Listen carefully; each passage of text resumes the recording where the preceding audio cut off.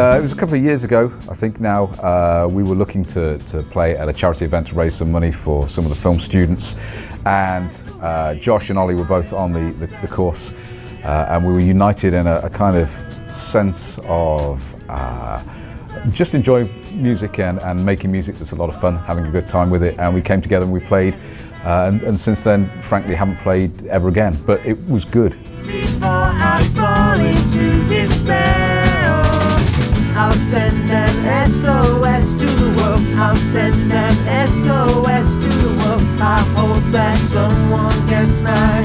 I hope that someone gets mine. Ollie is now in the third year at university here, so that's 3 years I've known Ollie. Josh, to be frank, the origins of Josh are lost in time and space. Some say he was here before the university was even built, which I think was about 1992. Others say that he was once one of the greatest lecturers ever known to man, but he fell from grace after an embarrassing incident and he never recovered. But he's kind of always here. I mean, no matter where you go, I found him in the equipment centre just the other day, seemingly working for them. I don't know what that's about, but yeah, forever. Love can mend your life, but love can break your heart. It's Spinal Tap is definitely one of the major influences. I personally, in terms of my because I cover both the banjo and the bass, I'm very into bluegrass music. I like that kind of Southern American style.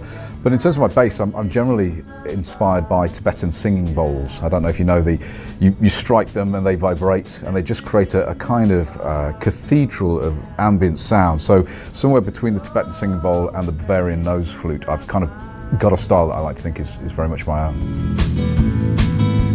Message in the bottle, yeah.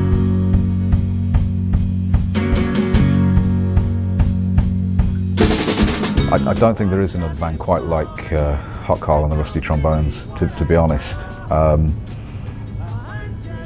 mean, I think I look at Ollie and he's sort of trapped in the sort of mid-1980s. So, you know, I'm thinking bands like Poison and you know, Def Leppard and stuff like that. Josh frequently looks like he's on the cover of some kind of folk kind of album, the kind of thing your gran might buy you at Christmas, like woolly jumpers, and you know, it's all very agricultural.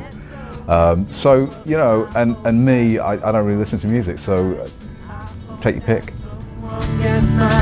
I hope that someone gets my message in the bottle, yeah. We once did an old folks' home. That wasn't successful in the least. They didn't like it. It was, for those that could hear, it was absolutely too noisy, and I get that. And some of the lyrics are quite offensive. If you can imagine kind of Rage Against the Machine style anarchistic lyrical bombs going off around a bunch of 80, 90-year-olds, that didn't work.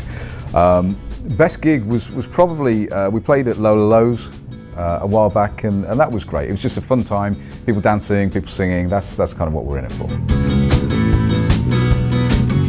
Send it out an SOS, send it out an SOS, send it out an SOS, send it out an SOS. It's difficult to say because Ollie keeps trying to leave. I mean, he literally leaves on a weekly basis, and we kind of drag him back because he's kind of obviously the most professional. I'd like to think we've got another couple of weeks in us, at least. Beyond that, who knows?